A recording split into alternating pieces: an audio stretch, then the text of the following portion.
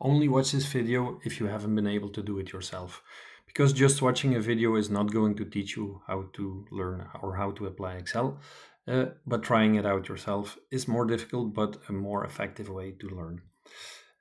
This step 3 is all about giving good names, good, consistent, clear names. Consistent could be, for instance, the use of capital letters. Yeah, here let's all. So I double clicked on the title,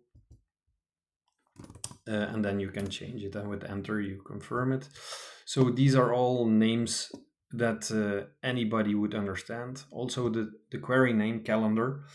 Actually, it's written with an A.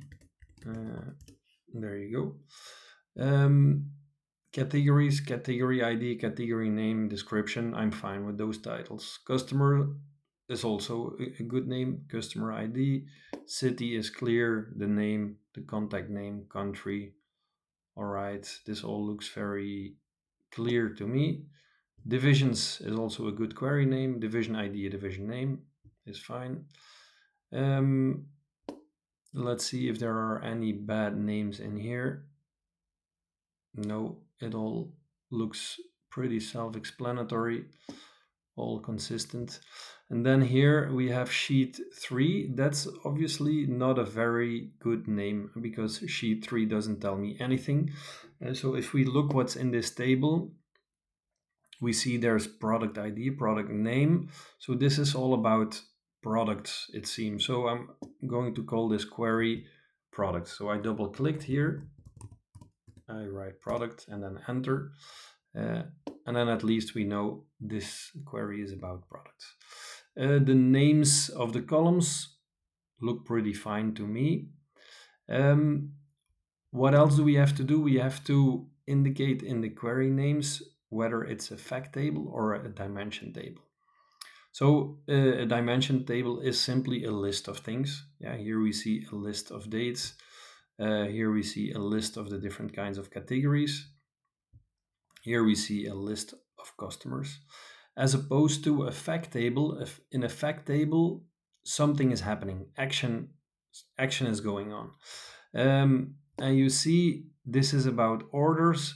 So we see some things were sold, there were discounts given, it happened on a certain date. So if you see a date column in the table and it's not a calendar table, then chances are that it's a fact table.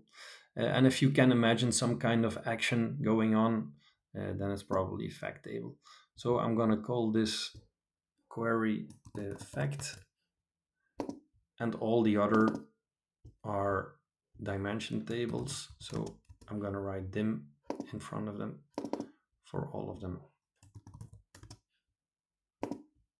And we do that to make our life easy, to make the relationships. That's for the next step. And once you know what the dimension tables are, we can also, in this step, remove the duplicates. Yeah, because that's something you only do in the dimension tables and you don't do it in the fact table, because there can only be one 1st of January. Yeah, it wouldn't make sense to have 2 of the same dates in one calendar, right? So here in remove rows, we can do remove duplicates just to be sure.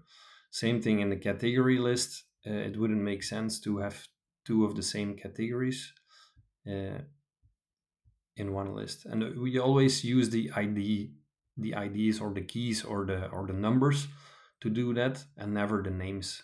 Because imagine there can be, in theory, 2 students with the same name, but there cannot be 2 students with the same student number, right?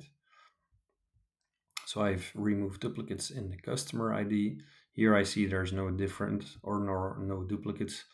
And in the product ID, I'm also going to remove the duplicates.